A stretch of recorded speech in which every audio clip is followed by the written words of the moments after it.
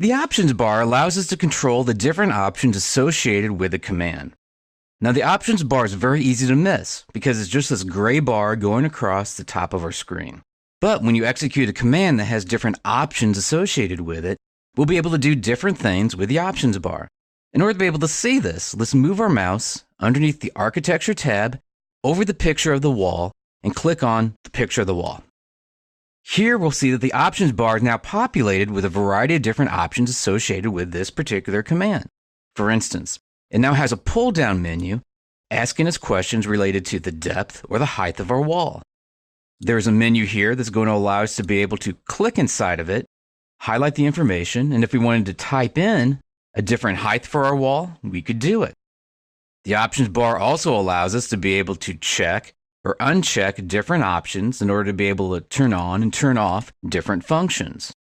So the options bar allows us to be able to change different options associated with individual commands.